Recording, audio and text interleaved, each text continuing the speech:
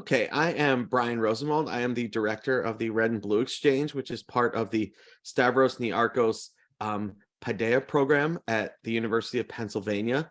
And we want to thank our wonderful sponsors, the Stavros Niarchos Foundation, that makes this program possible, as well as the Gamba Family Foundation, which helps us put together the Red and Blue Exchange and make what we do possible. And if you're not familiar with the Paideia program, we focus on fostering dialogues across difference, bringing people together and having conversations, serious conversations with people who they may not agree with, and learning from different perspectives and engaging on difficult issues. Sometimes we find out we agree more than we think. And along those lines, our event tonight is called Politics Unequal, the State of Women in Elected Office.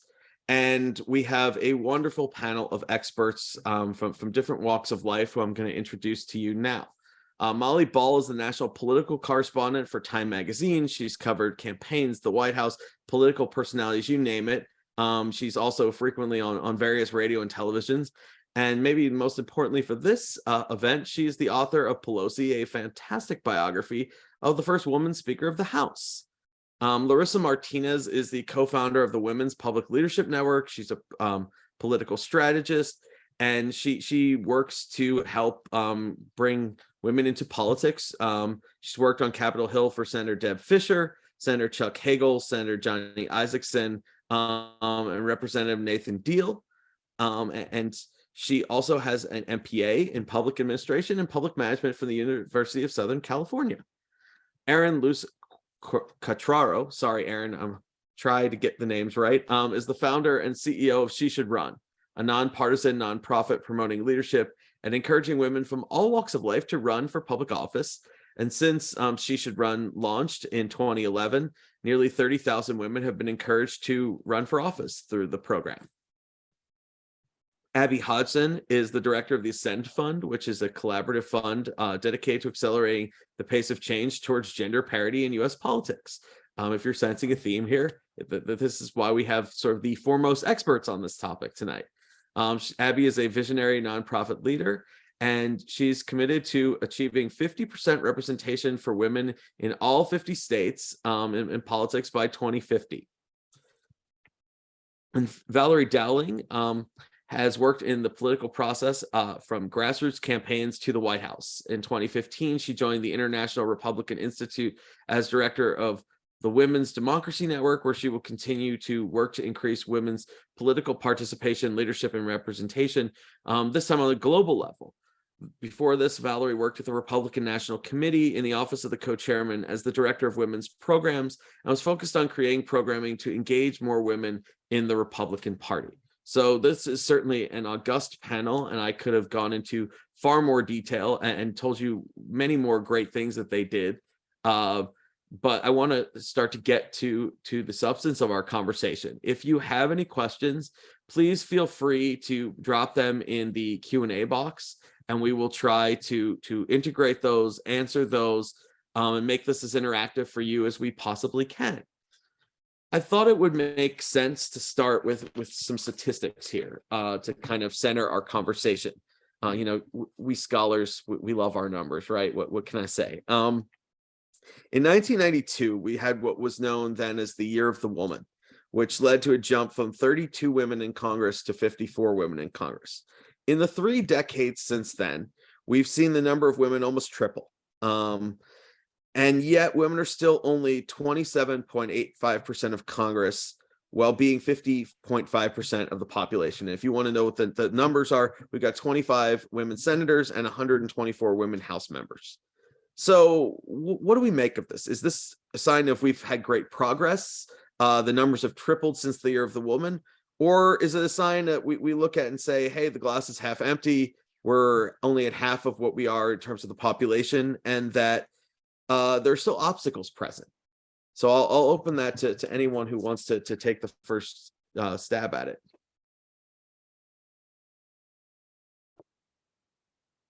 I'm happy to jump in. Yeah, go ahead. Go ahead, Erin. Larissa, I'm sure. Okay, I love that we all know one another here. Look, I think that it's it's a both and. You have to celebrate how far we've come, and we have come a long way in terms of representation across the board, and that includes seeing increased numbers of women from different backgrounds and identities in office as well, and we have to celebrate that. And that didn't come just because it came because of a lot of hard work and intention, I think, in the field to make those numbers rise. But there is this reality that the progress is, while not stalled, it's slow, and it's I think it's difficult for some who want to be able to snap their fingers and have those stats read a truly representative way, and we're not there yet. So there is just a lot more work, a lot more nuanced work that needs to continue happening for us to close that gap. I'll jump in on this. Having been studying, writing, and talking about women in politics for a while now, I think we have to give credit to the American who has done more to get women into politics than anybody else this century, which is Donald Trump. And because, I've been in so many of these conversations with people like Erin talking about the so-called pipeline problem and how to convince more women to get into politics and see politics as a way that they can make positive change in the world. And it was, like pulling teeth, and there was recruitment, and there were training camps, and there were all these things. Hillary Clinton, first female major party nominee for president, did not have this galvanizing effect on American women where they all decided, I see myself in her, there's a place for me in politics. It did not happen. The day after Trump was elected, women were literally in the streets. The Emily's List website crashed because women were just sending in their resumes saying, what can I do? How can I do something about this? And that pipeline problem pretty much disappeared overnight. Now, are there still obstacles? Of course. Is there still a disproportionate, number of women in politics compared to the amount of men? Of course. And some of that may be just the generational pace of change. But in terms of women's willingness to run for office, there was an overnight change in 2016. And I don't think that we have gone back, and I don't think we're going to go back. One thing that I'll say, and I don't disagree with you, Molly, but I will say that I think that you have to kind of take apart the people that want to be politically engaged on the activist side, on the voter side, kind of in that movement, versus those that are in the pipeline that we talk about, that Erin and I talk about, that Abbie, that are actually seeking to hold office at the local, state, federal level, appointments, all of these kind of public leadership positions. And those are the areas that we're still not seeing women putting themselves forward, getting into those pipelines, and then continuing on. So it's not just, that they're there, that they're continuing their journeys. And there's so many ways that we can unpack that I think Brian has planned for the rest of this time. But I don't disagree with you that women are actively more engaged in the political process and trying to figure out how they can lead and what they can do and how all of this impacts them. And I would say that it's not just Trump, but it was also the pandemic. There's so many things that happened during the pandemic. Like I remember a woman that, called me up and said, so my park is closed in my community. Who made that decision? Why is that happening? I mean, they didn't even know that there's a park commission in their city. How do you get on the park commission? I feel like there's a number of things like that have happened that are starting to make women more interested, but there's still the barriers that exist. And like I said, we'll get into that later, but I just wanted to note that. I'll just jump in and say too, I tend to be a glass half full person. So I'm very encouraged by the progress we're seeing in that continued trajectory to add to the number of women, particularly in the United States Congress. I'll note that we're seeing women step into roles as governors, as state legislators, which is really encouraging as we're talking about building this pipeline of women leaders. I'll also say I think it's really exciting to see how many women are taking advantage of training programs and learning to run for office and stepping into the ring. I know in 2022 in the Republican primaries, there were it was a record number of women who were stepping into the primary process. That didn't necessarily translate to them coming out as nominees, but I think that is significant progress. And I'm looking forward to talking about how we continue to capture momentum and continue to bring more women into the political conversations across the spectrum. Well, and I'll just say, in contrast to Valerie being a glass half full person, I'm a glass half empty person. So let's end on a downer. But no, I wanted to jump in and say two different things. One, I think the great news, Brian, as you mentioned, 1992 being the year of the woman, and shocks me that that was 30 years ago.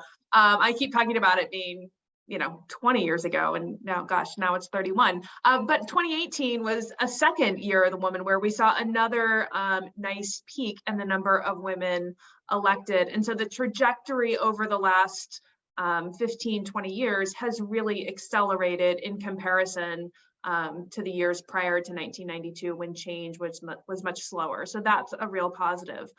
In thinking about Donald Trump, my biggest concern is that as we talk to these women, the hyper-partisan nature and polarized world that we now live in is actually a big turnoff to a lot of women running for office. So I think we want to talk about that as a barrier, and all that we're asking women to do in our society. Larissa mentioned the pandemic, and gosh, as if women don't have enough on their plates right now. We desperately need them in elected office. But how do we create a culture and a society that supports them once they're there? And I should actually throw this out there. When talking about the jump that we've seen, we saw a huge jump in Democratic women in the 2018 election cycle. And now we've seen a pretty big jump in Republican women in the last two election cycles, where those numbers have gone up. I was looking at the chart last night, and you see these kind of peaks. So that is a kind of positive thing. And I promise you, if you're out there in the audience, we're going to get to some of the barriers and obstacles first, but I am planning to take us, we'll end on a positive note at the end of this. I hope. I promise you. I know how life could be hard now, so we don't want to leave you with a sort of dour note, but we should start talking about, what are these obstacles? What are the obstacles that women face who want to run for office, who might consider running for office if they were prompted, that men don't face? Well, I think Abbie, one of them like... is perception. Oh, sorry. No, go ahead, Molly. Take it. Because in these conversations, we do spend so much time talking about obstacles, and that can, in fact, be, convince women that it's just going to be really hard. And I've spoken with Nancy Pelosi about this topic. She has tried over the course of her career to recruit, of course, Democratic women, specifically progressive women, to try to get them to run for office.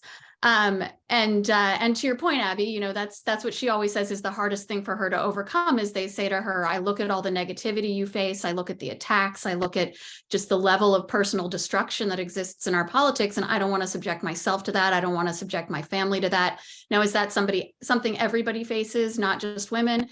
Certainly, but I think that can be a powerful disincentive. But then, there's this persistent misconception, and it is not true, that because of widespread sexism in the electorate, women have a harder time getting elected. And according to the political science literature, when women do run, they do just as well as men. They have just as good a chance of getting elected. Now, we can talk about, are there differences with sort of executive type positions like governors that make it harder than like a legislative position or judicial position where there's some evidence that voters are more comfortable with women in those positions. But I do think that the biggest hurdle is still just that perception that they are going to be viewed negatively, which isn't actually the case.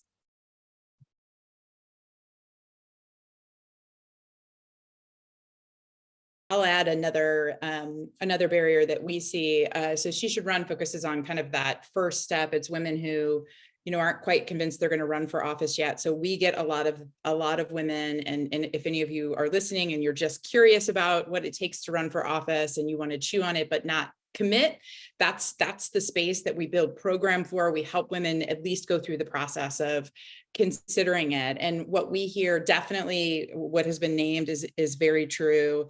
I would argue, by the way, though, that while women win at the same rates, it doesn't mean that the experience is the same. So they are having unique experiences on the campaign trail. Sometimes they do have to work harder, and yet, yes, they absolutely are still successful. And I think that's the point we want to end on.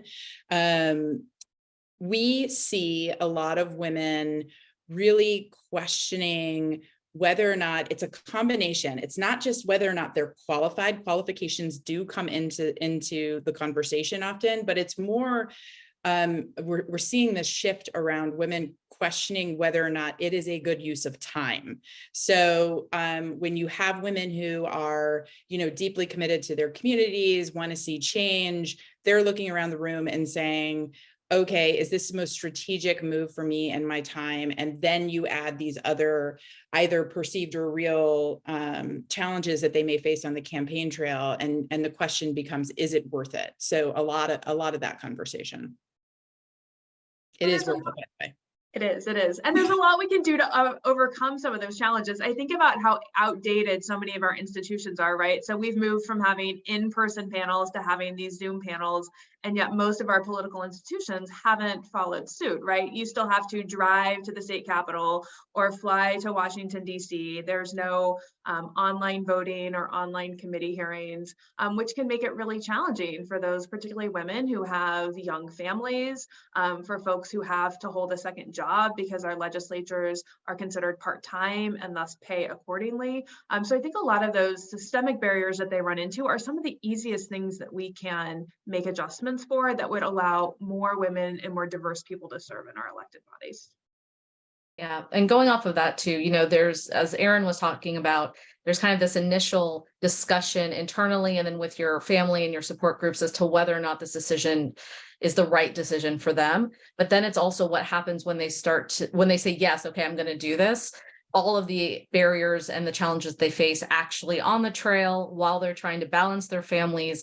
There's obviously some violence that occurs more often to women than to men. We see that happening, even at the very beginning too, when they step up, there's a skepticism among party leaders, voters about, whether or not they can you really do this? Like, are you sure? I mean, that type of skepticism to even get them to the primary finish line. So, I mean, there's so many different factors. And I'm not trying to sound super negative because I know that's what I sound right now, but women just have to take certain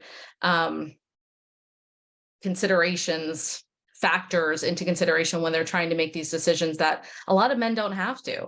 And not just don't have to, they typically just don't. It's just not how, I hate to say this, biologically their mind works. And Brian, I mean, this is no offense to you at all, but there's a lot more of men jumping in. I mean, we see it when it comes to women's investing in small businesses. I mean, all of these kind of pieces that women tend to be a little bit more risk averse, and we tend to want to make sure that we understand the full scope of what we're about to get into before we do it.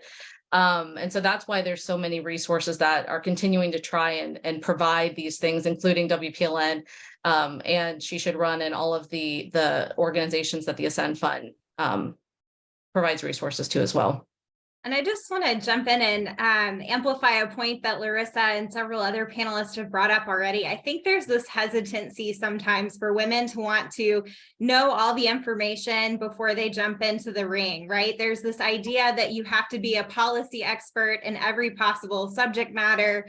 You need to understand the ins and outs of the roles and responsibilities. Women like to be prepared, and they want to know that running for office, they tend to be more motivated to jump in if they feel like there's a pathway for them to be solution-oriented leaders, right? Men don't necessarily have the same perspective when they're evaluating that decision to run or not. And so I'm really encouraged that we're seeing more young women step up, more women with diverse backgrounds and experiences, which I think is incredibly important, particularly in this hyper-polarized political environment that Abbie mentioned earlier. I just want to jump in. That reminded me of something that the governor of Maine, Janet Mills, said a few years ago, and she's generally hilarious. And this sort of goes back to the Trump effect, right? Like, women do have this tendency to want to over prepare and prove themselves, particularly since we do face more skepticism, more doubt from the political environment. Janet Mills said, I've been doing this for decades, building up my qualifications, getting the right resume so no one can question that I'm absolutely qualified and prepared to do this job. And the minute I finish doing this and run for governor, you all tell me we don't value experience anymore. And all of a sudden it's about outsiders and people who don't have political experience, and none of this counts. So I think a lot of women, looked at Donald Trump and said, well, that guy's not qualified in conventional terms. If he can do it, surely I can. You know, Yeah. we men have the hubris to see ourselves as experts in just about everything, whether we have any knowledge or not. I think that's probably true at any time you've ever seen a man trying to put furniture together or not refusing to ask for directions for something, right? You know, where we wait way too long to realize we don't know what we're doing. Yeah. Larissa, But did I you will- want to? Yeah, I was just gonna say, you know, what's funny about that though, Brian, is that, you know, we always talk about how women have to be asked 7 times before they'll run, right? Like that's kind of the old adage that is out there. And to your point about being prepared. But what's funny is I actually think it's to our benefit as women that we want to be prepared. And I think if anything, it should be the expectation of voters that you want your leaders to actually know what position they're going for and feel like they will be effective once they get there. I'm just saying, instead of kind of, you know, hitting on this as a negative that women want to know everything, I actually think it's a positive and why it's just harder. It's just a harder road that we're trying to hoe here, but it's kind of, I think it's to our benefit. I'd love to I add wanna on pick- to that, Larissa. It's such a great point, and I think preparation. I mean, how can we possibly argue that that isn't to the benefit of, you know, future constituents of any candidate? I can't come up with the argument there myself. I think it's interesting too, and just in hearing the you know, what it is that would sort of change the game for women. Some of the research that we did recently, because of this issue of it just like, we know the barriers, we know how to build program for the barriers. There's very little research out there on the motivators. And so we dove into understanding what the motivators are. And one of the key findings that we had, and I'm sure it will come up in future conversation, was that the majority of messaging around motivators is sort of built assuming that it's the person who like knew they wanted to run for office since kindergarten. And those women exist and they're incredible and we want them to lead, but they're a very small percentage of the population. The reality is most women, problem solvers in their communities, volunteers, et cetera, need to connect the dots between that community change that they're already giving time to and what they can accomplish in elected office. And that's not coming through generic messaging. So there's ways to do it, but I think to our advantage now is we can be more nuanced and targeted in how we do this outreach, which I think is exciting in terms of what we can accelerate in the field. I've been sitting here taking notes, and I want to zero in on a couple of points that you made. One I hadn't really thought of. It's sort of ironic that as women are starting to get into Congress in higher numbers, is right about the same time that Washington and living in Washington is starting to be seen as a dirty word or some sort of betrayal, that you have to start going home on the weekends.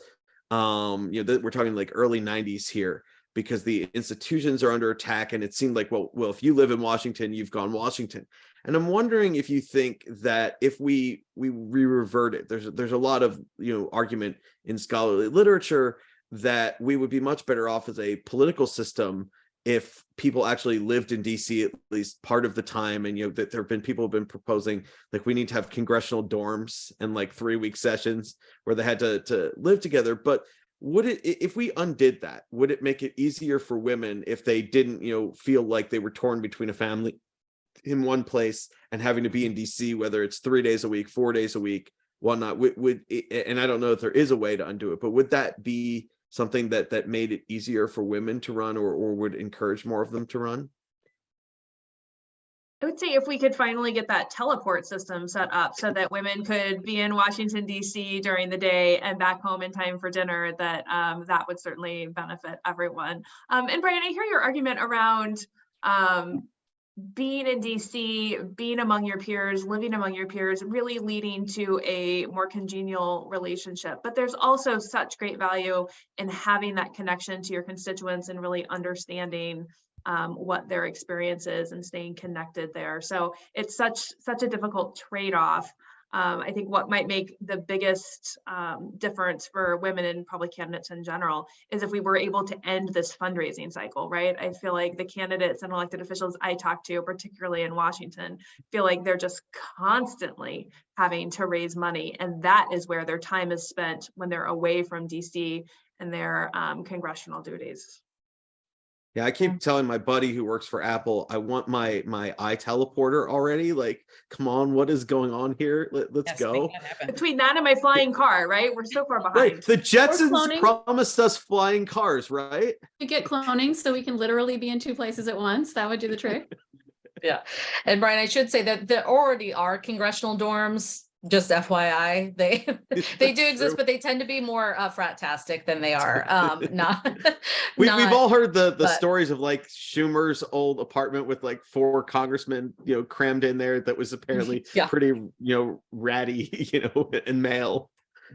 Yeah, but I'm for my part, and especially since I do live in DC, I will say that I actually think it's a little bit more about the public perception of what occurs in DC, right? Like of what public service is and what it means, because we see right now so much more about the politician, less about the public servant, the public leader side of things.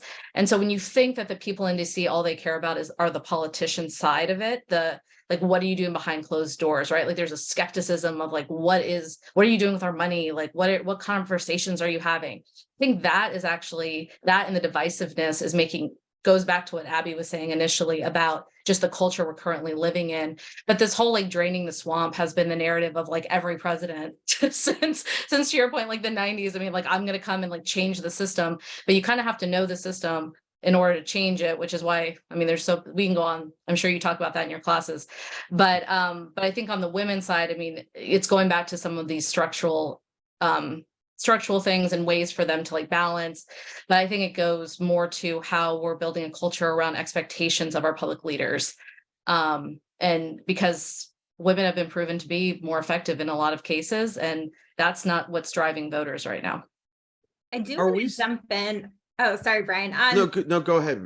Just on a piece of the importance of that time in Washington, I definitely agree with the stigma that's been created around, being a swamp person, or, how people are playing into the outsider card as a key campaign tactic, right? We're seeing everyone leaning into, their identity being their previous life before they're going to come to Washington and shake things up. But I do think that space to build relationships is so important in being effective in your role. I always go back to the 2013 example of the time that the women members of the Senate invested in having dinner together on a weekly basis, just sitting around, putting aside their partisan hats and really just getting to know each other and connecting around policy issues they cared about, or families, or whatever was going on in their life was really critical in breaking the logjam of the government shutdown. And I think that's because they had that space and time to really build those relationships. And I think that's really key in order for us to break this concept that it's bad to reach across the aisle or to be a consensus builder. I think women tend to lead naturally in those spaces. And so I think that space to build those relationships in Washington outside of the halls of Congress is really critical. So I think that's a really important investment.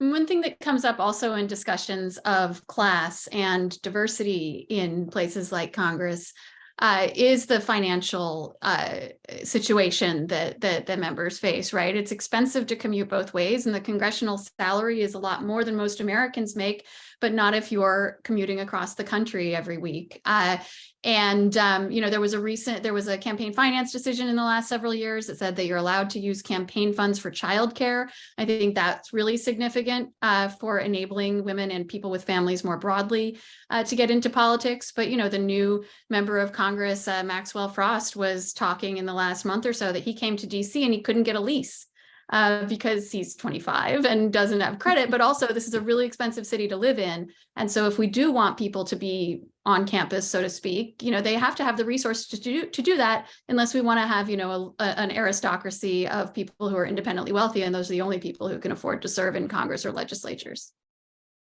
Molly, that's such a good point, and it extends to state legislatures too. I mean, it's a massive problem across the country of who sits in the place of privilege to be able to either only have a job that requires them to be there a few months out of the year, and then to take either a lower salary and be gone the majority of the time.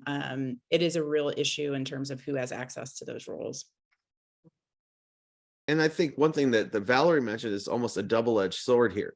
If you go back and here, forgive me for putting my historian hat on, but you go back to the 50s, 60s, 70s, there were even people in politics who, like, conservative Republican wouldn't attack liberal Democrat because they lived in the same block and their wives were really close and they didn't want to catch hell when they went home at night, kind of thing.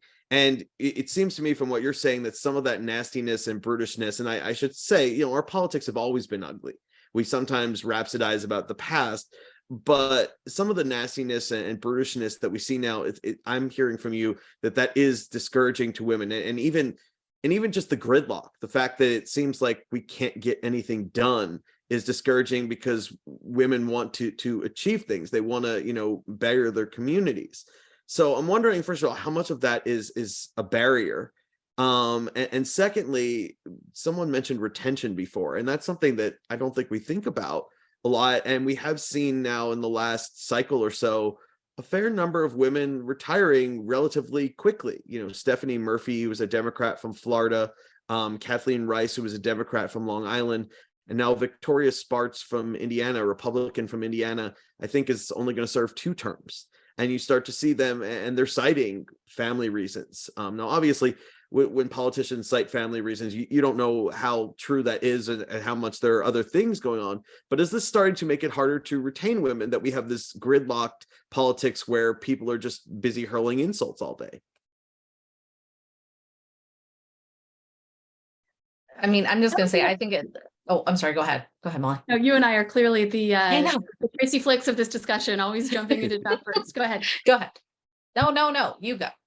Fine. Look, I will say part of me is just very allergic to some of the gender essentialism that lurks around this discussion. Like, yes, there is some evidence that women tend to be rate higher on personality characteristics like agreeableness and tend to do more of things like compromise when they get into political situations. At the same time, I really have a hard time with the idea that we are all the sort of fairer, gentler sex. And if you just get more of us into politics, we're all going to be so nice. I mean, have you met Sarah Palin? Have you met Marjorie Taylor Greene? Have you met Nancy Pelosi? There's a lot of very tough women in politics, and I don't want to make it seem like we're just so fragile and delicate that we can't do these things, or that when we get in, everybody's going to be nice and hold hands and sing kumbaya. We're people, and so a part of me really reacts badly to some of that basically sexism that creeps into a lot of these discussions. You're going to like the research on this site momentarily, Molly, that substantiates and supports that point.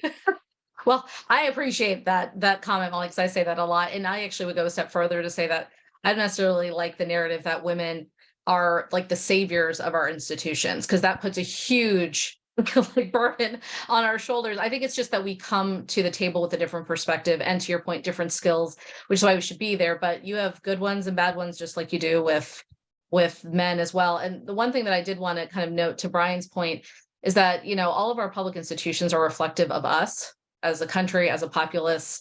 And I think that it goes back to what Abbie originally talked about with why women make the decision to get involved in the factors that go into it. And if you continue to have it be that's what the voters, that's what they want, is this type of divisive, and I don't necessarily think it is, but that's what it's showing to you, then it's not going to be very encouraging. And as long as we're blaming the voters, we are blaming women. Women are the majority of the electorate, generally, 52, 55%. Not blaming. I'm just saying there's so many things that go into in terms of choices that we have in primary and structure. I mean, there's so much stuff, but the bottom line is that, as our country has been designed, they are a reflection of our choices that we've made. And I do think that lends to some of the challenges we're seeing in the pipeline side of things. I want to jump in too and just share, Molly, I think it's a great point you raised. And by describing women as consensus builders, I don't necessarily, that means that equates to them being soft or leaning into this idea that we're all here to get along. I think a great example is the fact that it's an all-female team that's going to lead appropriations and control government spending. And I think that's going to be a great case study, right? And the fact that you have Senator Patty Murray as the chairwoman of the Senate Appropriations Committee, as well as Representative Kay Granger in the House Appropriations Committee. And you have, Shalanda Young running OMB. And so I think that it's going to be a great example of showcasing how in a very in tough conversations with a lot of pressure from all political sides, how they're able to navigate that. But I don't think anyone would describe any one of those women as being soft or not able to, lead with that famous satin and steel attribution to Speaker Pelosi. And let me bring in some of this research. I want to get a little bit into the partisan differences here facing women running. And obviously, we have a large disparity right now. We have 106 Democratic women in Congress, 42 Republican, and then Senator Kyrsten Sinema is an independent now. And I'll bring up this book here. It's called Gendering the GOP by a political scientist named Catherine Weininger. And what she found is that Republican women in the 1990s in the House were much more moderate and kind of consensus oriented. But by the 2010s, that was not true. And this gets at Molly's point that, we paint them in that light as more consensus oriented, but that's not always the case. And so I want to start by asking, are there partisan and ideological differences in the challenges facing women who run when they want to consider running for office? So let's start there, and then I'll get into some of those differences for GOP women in office. I was going to say that Larissa should start, but I'll start and I'll share a personal experience. So I grew up in a very red state. I grew up in Kansas, and not only has the number of women in the state legislature has declined rather than increased in comparison to other states. And that has happened because the Republican Party has systematically gone through, primaried and eliminated the moderate Republican women. They no longer exist. And for the most part, they have been replaced by more conservative Republican men. And so part of what we need to talk about if we want to increase women on both sides of the aisle is how do women navigate that primary system in accordance with their personal and political values. So let me just say first, because I know you didn't note this, Brian, that with the exception of Molly, all of us are in the nonprofit space, which means we are all 501c3s. So we are all nonpartisan, but we all do have some ideological leanings. And so for me, WPLN is a center-right organization. So I deal primarily with women that identify as center or right-leaning. Plus me, myself, and I have worked in Republican politics and worked with Republican women candidates for a number of years. So, I think that to your first question about women, what's funny is, and I'm sorry, I'm trying to find the right way to kind of bring this all together. I was actually at an event with former Lieutenant Governor Carrie Healy last week of Massachusetts, and she actually brought this up and talked about how there has been kind of this movement within the party that if you're a woman and you can prove your conservative creds, which right now means being much more farther right than I think a lot of women voters that we're talking about are in their world, that you are essentially proving your credibility and taking the gender issue off the table for Republican men in the party. I don't necessarily know if that's true per se, but I will say that there are a number of barriers and challenges that exist for women that identify as right or Republican that are different than that for Democrats. And to Abbie's point about parties specifically, and right now this goes into like the larger conversation around women and the challenges of pipeline, which is that, both parties are the weakest that they've probably been, I don't know, ever in history, but are certainly very weak right now, but they still control the majority of our structures, our systems, especially when choosing. And so I think that if you're going to have a certain group of individuals that do feel like they are responding to the left's narrative on identity politics with this, we're not going to necessarily support you just because you're a woman, then you have to almost bring that extra layer of conservative creds to the table to get over that finish line, which is why I think you're seeing more of that. But I think that what's challenging is that they are not necessarily the ones, though, that appeal to the broader electorate when they get into the general.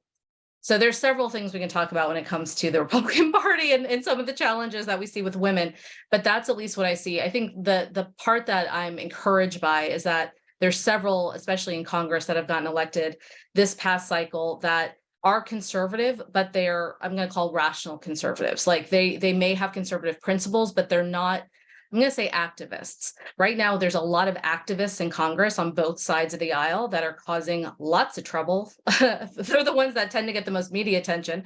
But we're seeing a lot of people that are serious, like policymakers in certain states where the electorate is expecting some policy positions and policy solutions being presented to them that are getting through and are getting to the table, which is encouraging.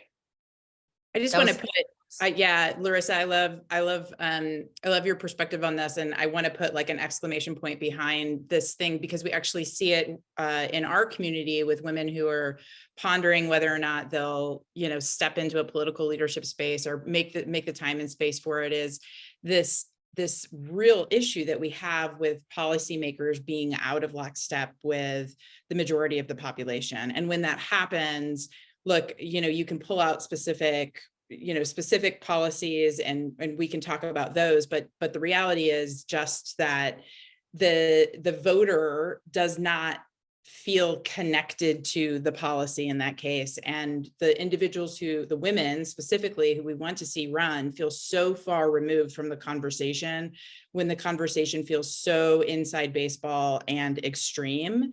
And, you know, I have to imagine that and I don't, maybe somebody else does, like historically, that we are at an extreme moment in that disconnect between majority of population and policymakers.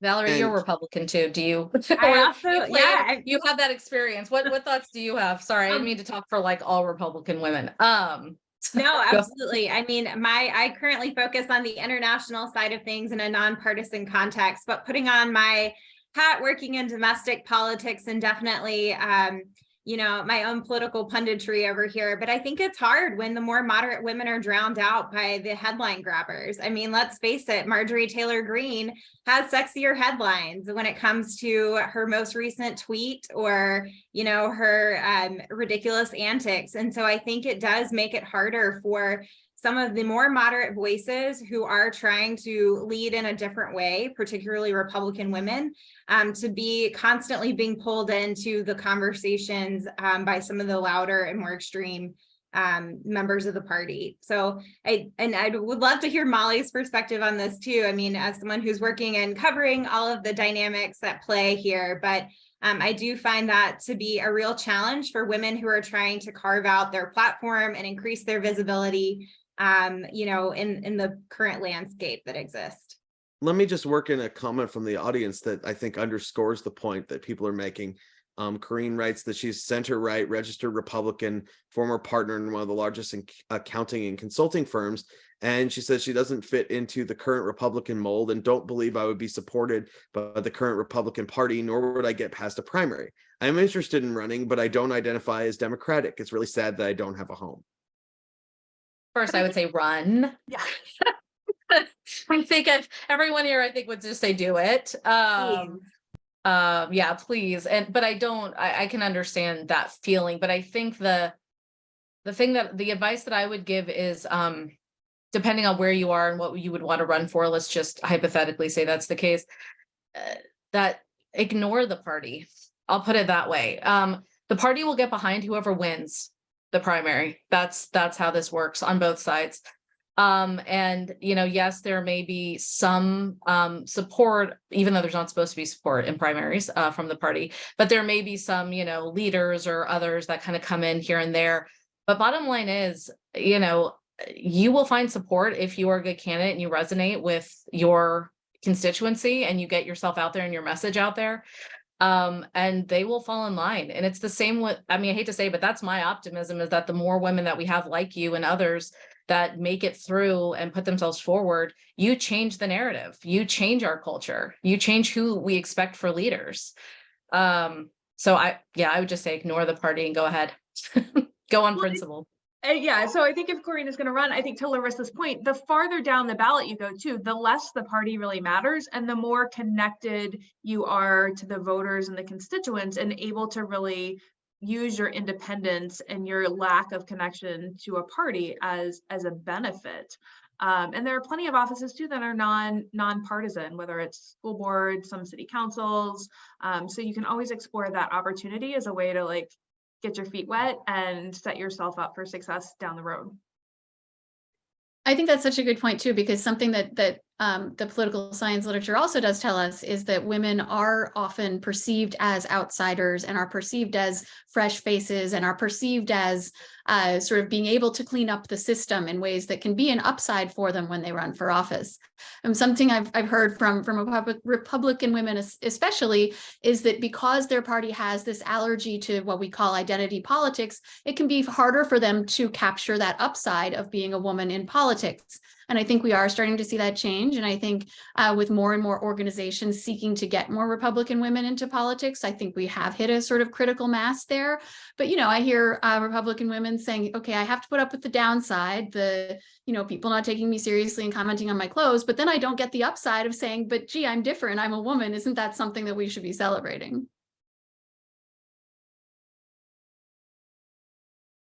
Yeah, and I mean, I think Valerie is right. We're living in a news cycle this week dominated by a Republican woman, who is certainly not who I don't think anyone would call her centrist in any way, shape, or form. I want to zero in on, there were several mentions in there on primaries, and is there a way around primaries, especially for Republican women, but I think this is also a barrier for Democratic women, when we consider that primary turnout is between 10 and 15% a lot of the time, if that, and it's often the most extreme, most ideological voters who come out in these primaries. So is there a way to either get around that, or does this require us getting to people running as independents and that kind of thing, or is there something that women can do to surmount that sort of barrier where a very small ideological slice of the electorate often decides who wins in most places?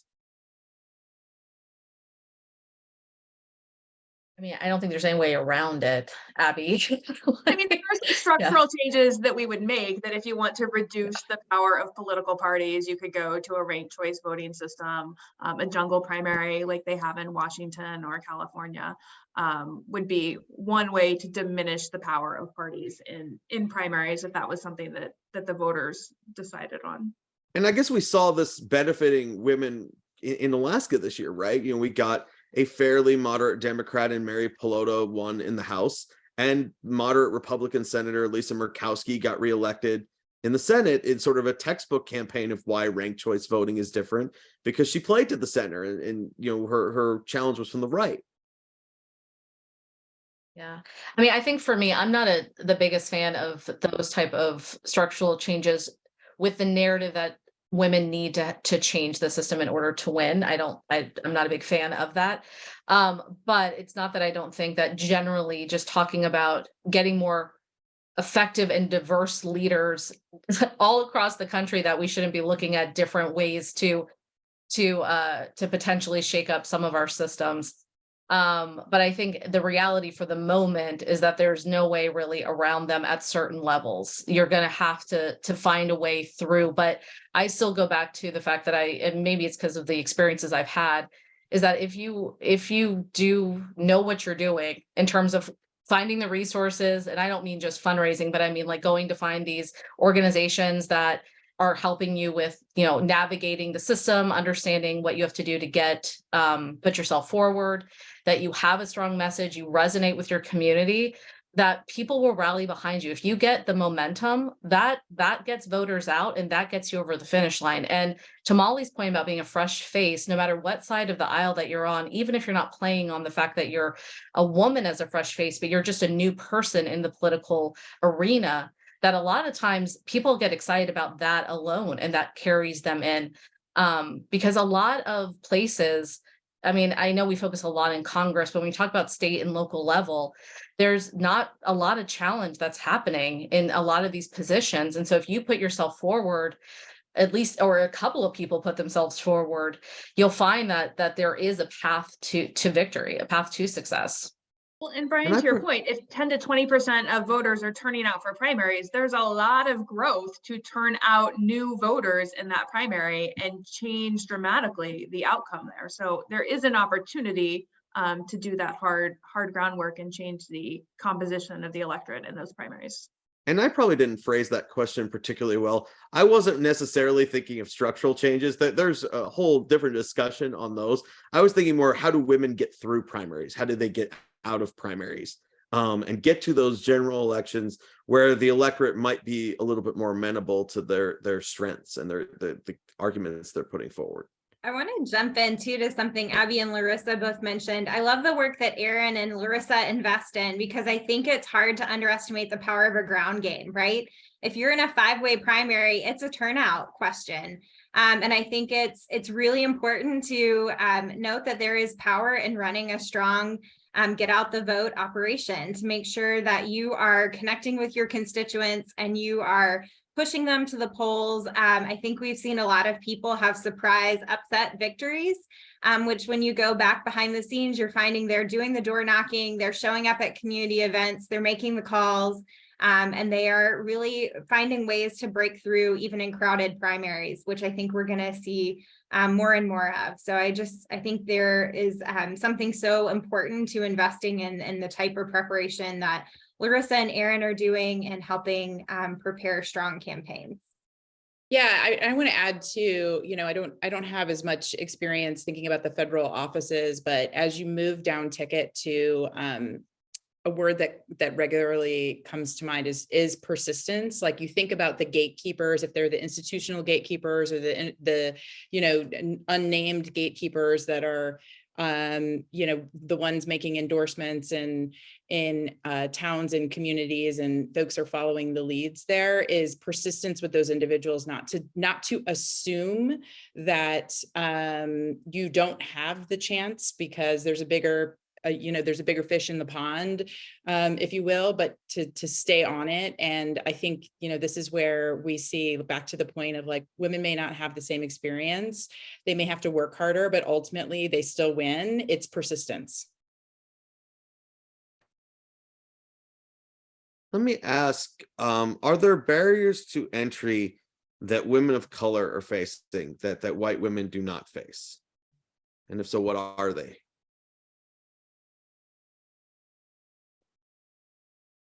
I mean, I feel like so many. It's hard because I feel like I don't know if anyone, I'm Hispanic, but in terms of people on the call having faced them, but we see it with the people that we train. Erin, I'm sorry, I just was off my mute first. I saw you wanted to jump in. Yeah, no, I was just going to say, there is just the very real issue of the systemic racism that exists in this country that most definitely affects women on the campaign trail. It is harder, and the stats show this. It is harder for women of color to navigate the campaign trail. They still do it, but it is difficult to be successful. The challenges, frankly, it is a whole different ballgame. And until we have very real conversations about how we can level that playing field for the women who are willing to put themselves out there and do the hard work, I think we're going to continue to struggle to see the numbers rise. I say all of that while also noting we have seen historic gains. So it's back to this piece of we have to acknowledge the gains that we've seen, while also acknowledging that there are real systemic barriers in place for women of color on the campaign trail that don't exist for white women. Well, Yeah, and it's like compounded. Yeah, two that come to mind for me is this perception among our political gatekeepers that women of color, but particularly Black women, are not electable in districts that are majority white. And we have some phenomenal examples of where that is no longer the case, but you really have to hammer home to those political gatekeepers that women of color are strong candidates and are electable. The second piece that I think is really important to note is that they have to work so much harder to raise the same amount of money. So they will raise the same amount of money, but it comes in much smaller dollar increments because the donor says to the woman of color, well, you have to prove yourself first. I'm going to give you $50 and then you come back when you've raised $1 million. In comparison, if it was a white man running for office, they would say, yeah, max out donation. Here's my $2,800 check or whatever the limit is these days. And so those two pieces make it hard, one, for women of color to get into the race, and then two, win when they have to work so much harder to raise money. Yeah, it's like, it's the stereotype and the what you guys were all saying about this, the factors are compounded, right? Like when we talked about women generally being asked if you're tough enough to run or win, it's like you get asked that question 18 times more if you're a woman of color. Like that's just, so it just makes it that much harder. Plus you have the stereotypes too of if you fall into a certain demographic, who you should be. Like what is the expectation of the community of who you are, and what you stand for depending on it. And I mean, I think it's a challenge, but again, just like with everything we're talking about, there are differences on the left and the right of the challenges you face if you're a woman of color. But no matter what, just like with women generally, there's just some baseline challenges and factors and barriers that exist no matter what, which is unfortunate. And we're trying, we're all trying on this call, I think, to find ways to overcome that. Without negating any of that, because I think these are all fantastic points. One thing I will point out is that the sort of most loyal and consistent voting demographic in this country is Black women. And so there is a powerful opportunity there for Black women to represent their communities, and something we've seen on the municipal level, particularly in Democratic politics. I hadn't even really put this together until somebody noted it to me today. The mayor of San Francisco, the mayor of Los Angeles, the mayor of Washington, D.C., all Black women, and they are not the only ones. And so at different levels of government, we are seeing a lot of gains for women of color. Molly, could I just bring up a quick point that you just brought up, which I always think is interesting, is the assumption made that all women will vote for women, which is not you. I'm just saying generally that's like, it's interesting. And it's something that is another barrier that we haven't talked about, which is the difference between left and right as well.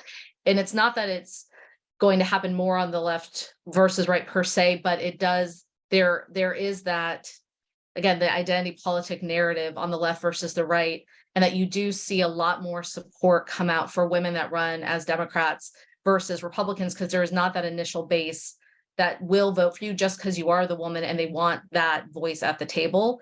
You almost have to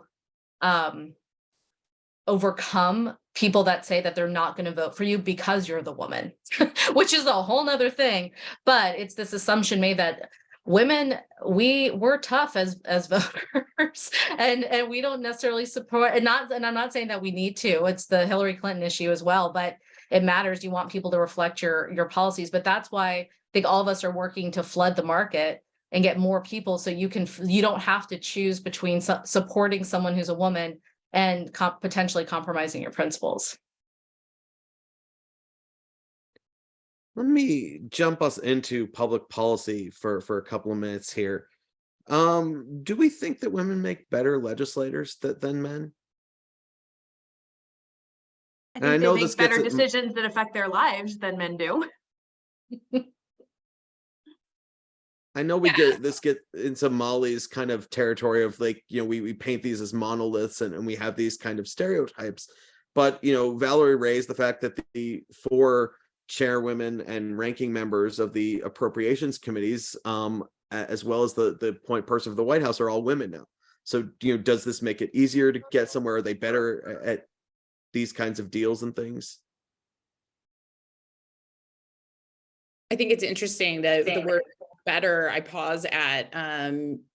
I think that what is undeniable is that women have unique experiences and perspectives that are not currently represented in policymaking rooms. And so the better word, I guess I'm stuck there because I don't feel like that is as relevant as saying we are most definitely not tapping the full potential of what we can do in policymaking until we have a fully representative pool of policymakers. So I think women, there is some research, yes, and we talked about this before, that that women, when we talk about women as a whole, approach policymaking differently. There's some evidence of that, but that evidence might change over time as the body changes and the percentages become more representative. I think what's important though is the perspective.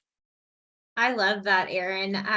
We talk about all the time in Women's Democracy Network that in order to build a full and robust democracy, it depends on the equal participation of women. And so I think you get better policy when it reflects the constituency you're representing. And so I'm excited to see what the evidence tells us over time about how women and more women having a seat at the table delivers or doesn't. It'll be very interesting to tell.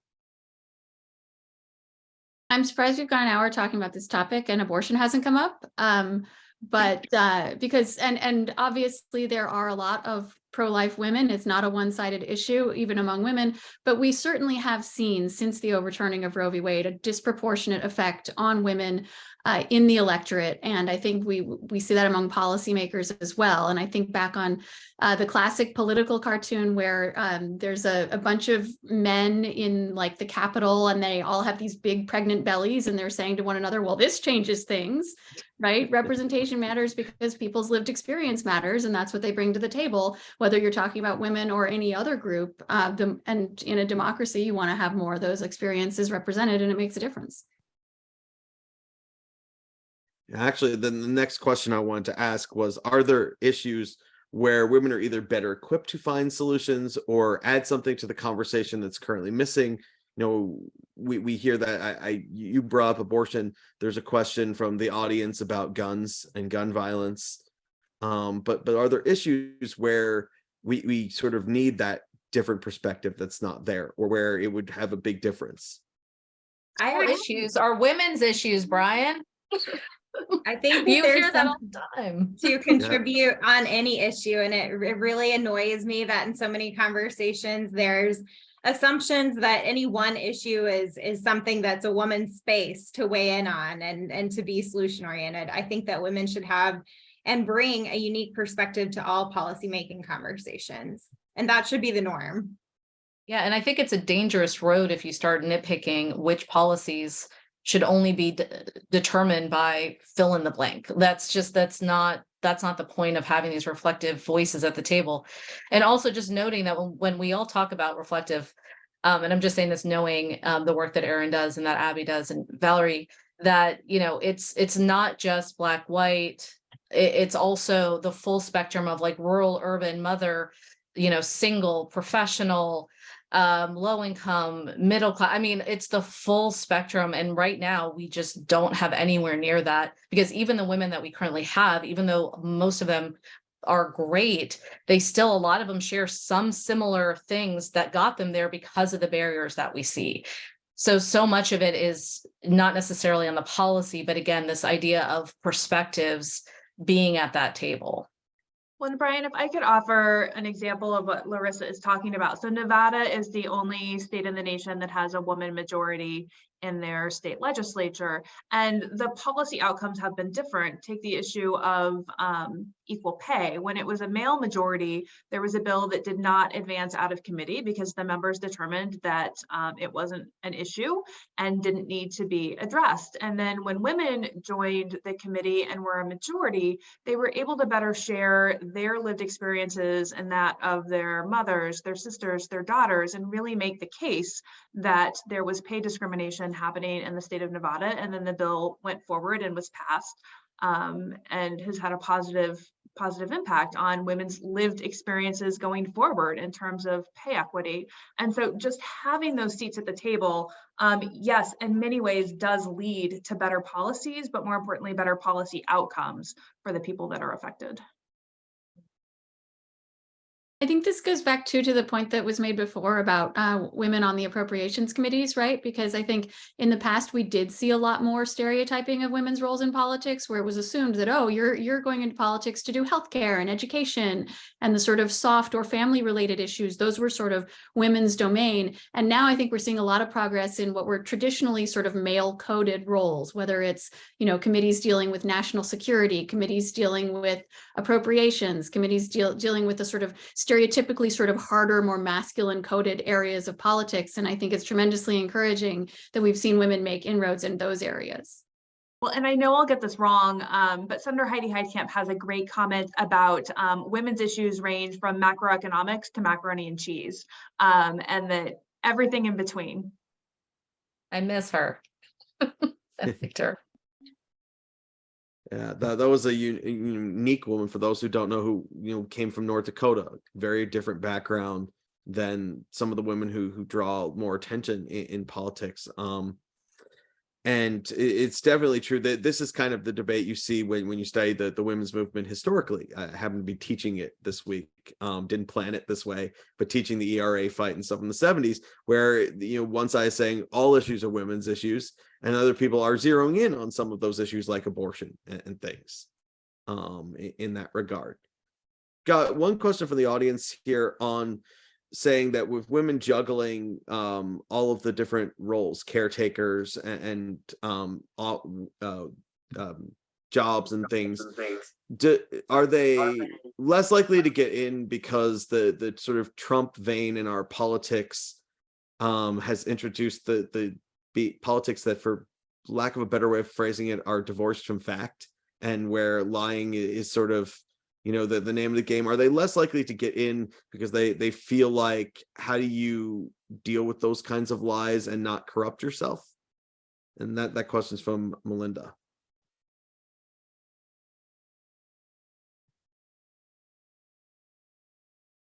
I mean, on the work-life balance question, I would say, I don't know if it's progress, but we are now subjecting men to the same messed up standards, right? We saw Pete Buttigieg take paternity leave and get attacked for it in the same way that women sometimes are. So in the same way that, women complained about beauty standards for decades, and instead of taking away the beauty standards, they made makeup for men.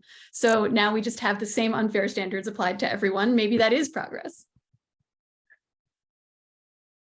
I think there's always a calculation too of anything you're looking at deciding to invest your time and talent into. And so I think that there's always a question of, do I feel like there's something that I can contribute to or add value to? And I think, that's always an important question when you're thinking about looking at the political climate, that realizing the impact it's going to take to run, and thinking about, if where you're at and if it's the right time and place. And I would argue that it always is a worthy investment. And I hope that more women will decide to jump in and make that assessment and take the risk. And sadly, politics is a dirty sport, right? Regardless of Trumpian or not, you're always going to have opponents that are not going to be people that you would necessarily want to go up against. I think, again, kind of going back to everything we talk about, the stakes get less and less as you go down ballot. So if you're looking to, and appointments, typically you don't have any of it. So, so if that's a concern for you personally, but, even before all of this, you always had people that were not afraid to go negative, not afraid to go dirty, not afraid to do a lot of things. But, that's why hopefully if you're going to run, you stand on your own integrity and principles. Yeah, I was just going to add that, I think the most important thing for anybody who's thinking about running for office to do is to go through a process of figuring out the why in that. So, what is the fire in the belly that is going to make you want to get out of bed every day and do this work? I'm going to make assumptions here of everybody who's listening that you would want to do it for the right reasons, to better your community or your state or the country. And, that those individual experiences that you've had that are part of your story that you'll bring to elected office is why you're going to show up. And so it's really about, look, it is, there are nasty players in politics and there are incredible players in politics. And it's about aligning yourself with people who, are there to get it done, and less about sport and more about action. And those people exist. So, I always say it's easy for us to assume and try to say we could just write the whole system off and it's, a broken system. But the reality is we need it, and we need people who are going to show up for the right reasons, and they do exist. So shutting off the rest of the noise as much as possible is important. Do we feel like or let me ask this a different way. Why are there not more women in the kind of highest leadership rungs, both on Capitol Hill some cases state legislative leaders, but there does seem to be, if not still a glass ceiling, obviously Nancy Pelosi shattered that. But there still seem to be at least some barriers or underrepresentation there. I think there's different answers depending on where, like what level you're talking about, Brian. So like, for example, state legislatures, there's an argument to be made that redistricting plays a huge role in determining how women move through the leadership. Because if they're not at certain tables to begin with, they're not part of the conversation around redistricting. And those redistricting conversations will most likely impact their districts. And then now they've been pushed back to the back end, right? I mean, so you have a number of those type of conversations that at the federal level, it's mostly fundraising. So all the conversations that you hear, and I mean, Molly has seen it obviously from a totally different angle, but for the most part on both sides, leadership is determined by how much money you can raise and what type of strategic value you bring to the conference or the caucus by helping your fellow colleagues. And just going back to the fact that we've talked about women have challenges with fundraising and challenges with, some of these balancing their time and being able to fly across the country and do fundraising all the time. I mean, Nancy Pelosi, her fundraising is amazing. I mean, what she has been able to do throughout her journey, but that's a huge part of it, and it's hard. And let's not forget, Nancy Pelosi is independently wealthy and did not enter politics until she had already raised her 5 children and they were off to college. So she had time. So she had time by her standards. And we talk about the way that women have to juggle multiple roles, but if anything, nothing prepares you better for a life in politics than constantly having to juggle a giant roster of different tasks and work and family and different things. There's a study that I cite in my book where, people think women are better at multitasking. And so the scientists did some kind of assessment of, are men or women better at multitasking? And actually there's no such thing as multitasking. It's just switching between things rapidly, but women have more to do. So it looks like they're better at multitasking. But another interesting distinction, I think, in this conversation, Abbie, I was glad you brought up Nevada, where I was a reporter for 6 years, and I'm from the American West. And something that we see is there is a big geographical divergence, and a lot of that comes from the fact that on the East Coast you have these old entrenched political machines that do a lot of gatekeeping. And the first states to have women's suffrage were in the West. The first states to send women to Congress were in the West. Montana, Wyoming, and we still see that it's a lot easier for women to break into politics in some of those Western states, just because there is not as much sort of legacy infrastructure of men controlling the process. Let me put a finer point on some of the federal level leadership questions. That book I mentioned, Gendering the GOP, points out that for a long time now, the Republican women have been the House Conference Chair, or probably butchering the title, but it's like the number 3 or 4 position in the leadership for Republicans, and that is a messaging role that they're seeing. Their colleagues seem to be prioritizing that in messaging, whereas they have not held the top 2 leadership positions. So is that just a fundraising thing, or is that a conscious? Republicans see women as better messengers and better suited to that?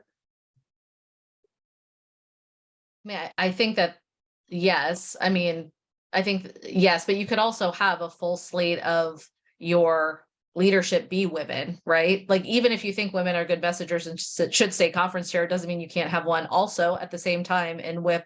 And you know what I mean? Like, you could have the full slate. So I think, there are other things. And I'm certainly not privy to the internal conversations that happen within leadership of the Republican Party, but, there is a lot of, and it actually gets to Molly's point about the East Coast being entrenched. There's a lot of it's his turn type of mentality that still exists.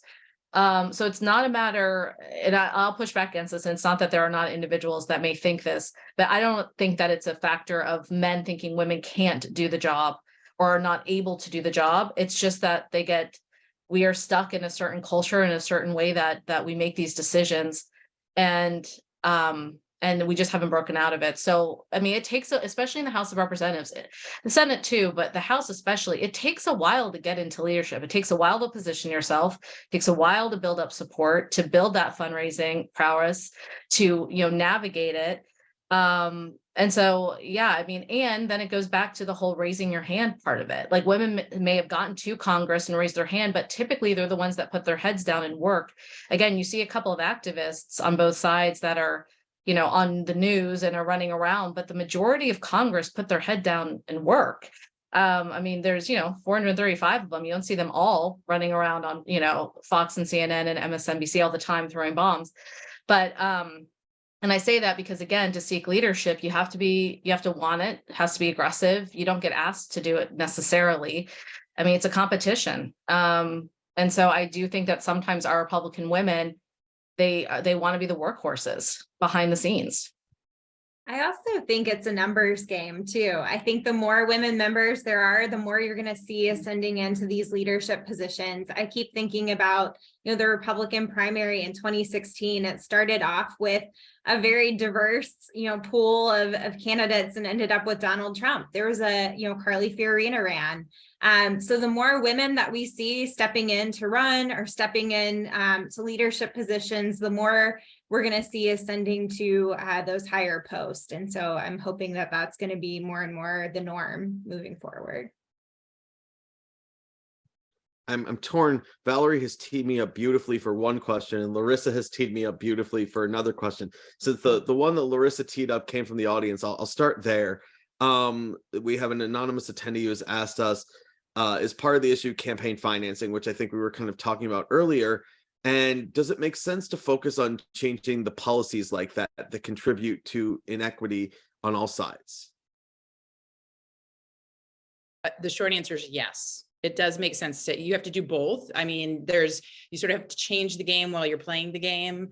No doubt that reform around how campaigns are financed, Molly mentioned a policy change that now allows women to use campaign funds in some cases and in some areas, some races for childcare. I think until we change, it's like turning on a spigot, right? It allows new opportunity, and we have to look at the policies that can make those differences. At the same time, those things don't happen overnight, and so you have to learn to work within the system that exists, so that we can get the people in the positions to make those changes.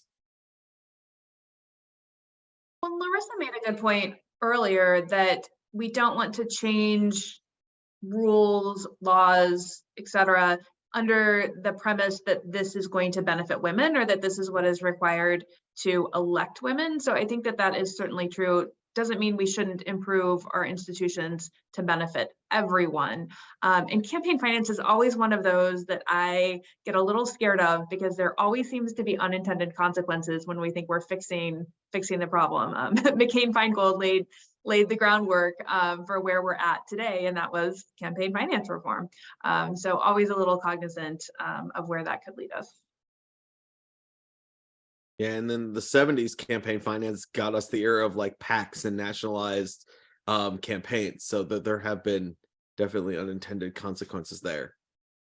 I guess I'd be remiss. I couldn't let us go through the whole discussion without raising this question, and Valerie mentioned Carly Fiorina. So why have we not had a woman president yet? I feel like we've been talking about that for an hour now. there's so, I mean, I hate to say it, but it's the same thing with everything. I mean, it's the pool of people, the culture, who we have. And I think ultimately in American society, I mean, and I won't speak for obviously other countries, but we want them to be the right leaders for us at that time too, not just, oh, it's because she's a woman. And I think that barrier makes it even tougher, because you have to almost, again, overprove, because you don't want it to be focused on just that fact. But again, I mean, just the amount of people, like Valerie mentioned with Carly, she was one of 16. I mean, and that, I mean, I'm just saying that men jump in like there's just no one's business. But women, especially president, I mean, that's a huge impact on your life, on your family, on everything, even bigger than Congress. There's a lot that goes into that consideration. Well, and I might ask Erin to share some of the statistics she has around the pool, because I often talk about until women are 50% of candidates, they will not be 50% of elected officials, right? And so until women are 50% of candidates for president, the likelihood that they will be elected is diminished. So we need more women running for that office. Yeah, which tracks all the way back to this very real thing that persists in the research, which is, there is a political ambition gap. So women are basically post puberty, girls stop thinking about their role as leaders, specifically elected leaders, is the same way that boys do, and ultimately men. So there isn't one simple answer to, why we don't have a woman president yet, but every time I talk about it, I feel for the, extraordinary individual who steps into that role, because the expectation and sort of the narrative that comes from firsts is such an enormous pressure. And the reality is that it's like, I don't want to skip that moment because it will be a dear precious moment, but also you do just want to flood the field for that, because in order for us to truly change a culture, there has to be a mass of women who are stepping up into these roles. We'll jump in with the glass half full approach too. I do think that in 2020, we saw more Democrat women run in the primary, which was really exciting. So I maintain it is a bit of a numbers game, as Abbie and Erin both shared. And I'm hoping that we're going to continue to see that just continue to be the trajectory on both sides of the aisle, and hopeful that we'll have more options and more representation. I guess women are currently 50% of the Republican primary field for 2024. Yeah. I feel like I have to ask the follow-up here, and then I promise I will stick to my word with a question that can lead us in a hopeful direction to close things. How much did gender and sexism play a role in Hillary Clinton's loss in 2016? And the answer could be none. I'm not I'm not trying to lead you in one direction or another here. I think everyone could say it's a role, right, Valerie? I mean, it definitely played a part. Absolutely. I think you have to acknowledge that. I also think there's a lot of things like, campaign decisions and strategy that played in. And I think that you have to look at it as a holistic result of several factors feeding into it, but I do think it played into it. Well, some of it is the double standard that we hold for women, right? Of the likability factor, where we want our women elected leaders to be people that we like, and we don't necessarily hold men to that same standard. So you would hear a lot of people say, I just don't like Hillary Clinton. I can't put my finger on it. I just don't like her. And that's the inherent sexism that lies within our culture. If we want to like women who are politicians, and if we don't, we're not willing to vote for them. I would point out that there was somebody who people found even less likable in the 2016 campaign, and who actually got fewer votes than Hillary Clinton in the 2016 election.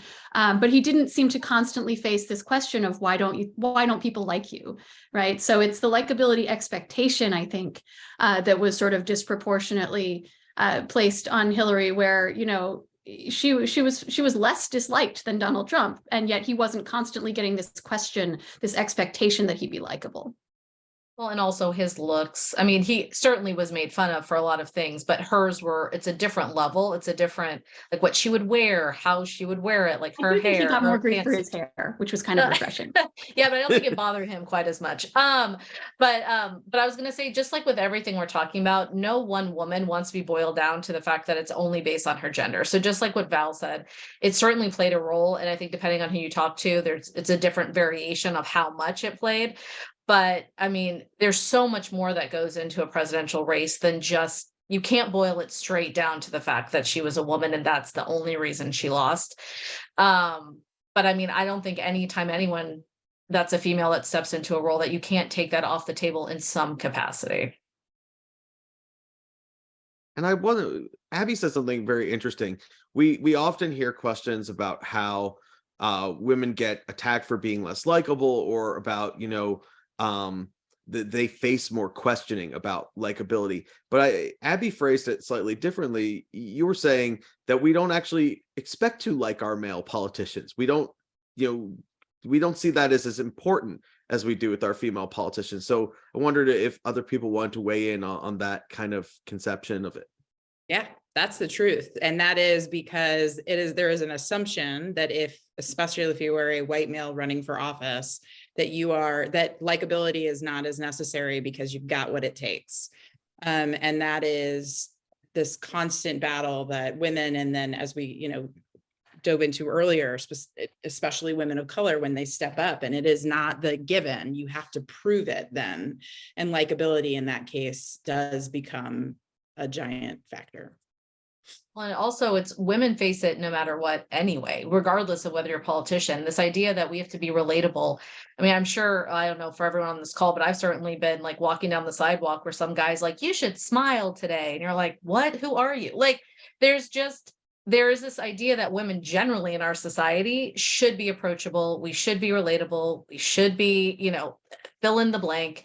And so it just is like extra when you're putting yourself forward for a public leadership position.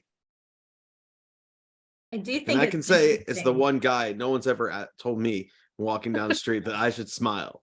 And I'm not smiling when I'm walking down the street.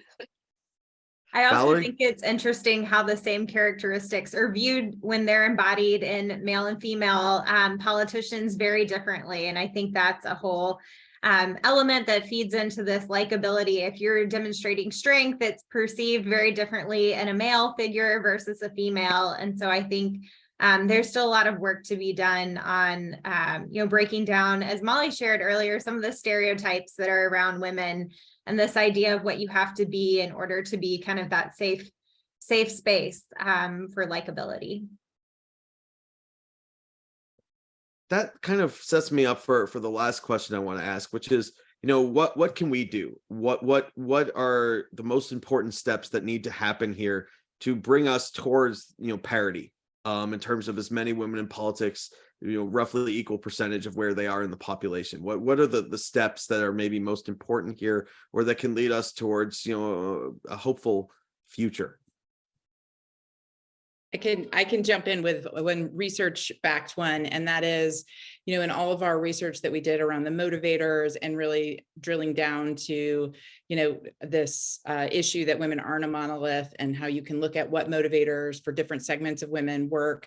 The one common thread was that the encourager, as we've called it, is what matters most. So that means that the person who is going to have the most influence on encouraging a woman or getting into a woman's mind space and helping her think about a run for office is a trusted source. It's somebody in her life. It's somebody, even better if they have, you know, political connections of some clout, but it's not always necessary. It has to be somebody that they really respect.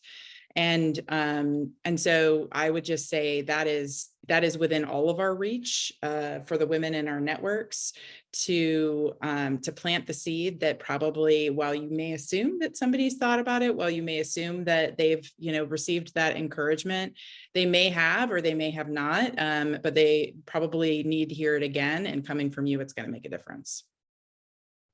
And then I'll go the next step, which is once you've encouraged them, then support them. So if you're going to spend $100 on a pair of shoes, go make that investment in the person that's going to make policies that impact your life. So invest in them, help their campaigns, help their families while they're on the campaign trail, build support systems around them, make them feel like this is something that they can do and that they have support. Because again, men have no problem writing that check initially. Like their friend will say, hey, I'm going to do this. And they're like, awesome. They take out their checkbook. And I know that it should not all be about money, but we've now talked about it a lot on this, and that is a big factor of it. And the more money you have at the beginning, that is what gets you rolling, right? Like that's what Emily's List was completely built upon, was the early money is like yeast, and that is still true today. So that would be my next step.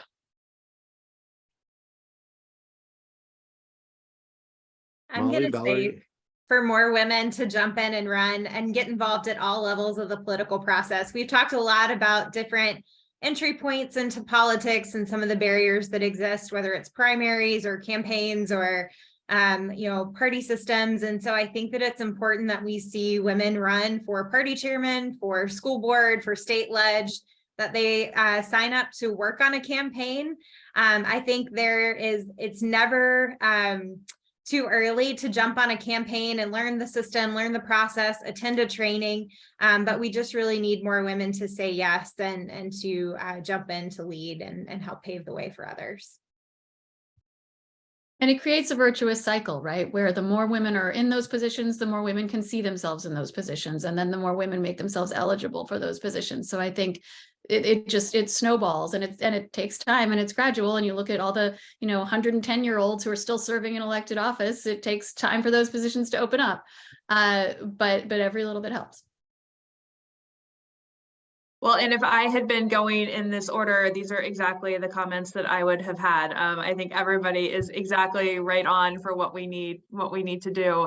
So in addition to encouraging more women to run for office, I think we've had some comments today about where some of the differences lie. And so it is also, to Molly's point, like checking to say, is the person who currently represents me the best person in office? And sort of beginning to challenge some of the incumbents and step up and really disrupt our political system in that way. Yeah, and I think, we keep hearing fundraising. I think the best evidence that the fundraising is important is Senator Tester from Montana declared his re-election campaign today. And I think I've gotten 5 text messages from him asking for money. Yeah, they're hitting the fundraising list hard. So it is a real sign that this is something that the politicians are very focused on. I want to thank our fantastic panelists for their time. I hope this was illuminating for everyone who both was here with us live and those who watch this later on through the benefits and miracles of technology. I also want to again thank the Stavros Niarchos Foundation and the Gamba Family Foundation for their support of the Red and Blue Exchange and the Paideia program. And I want to remind you, we had the QR code up at the beginning, but please look at more of what we do. For those of you who are students who are out there, we have classes for you, and we have events throughout the course of the semester. The website is snfpaideia.upenn.edu, and it's really worth checking out some of the cool things that we're offering. And with that, I will say thank you to everyone who tuned in, everyone who asked questions, and thank you again to all of our panelists.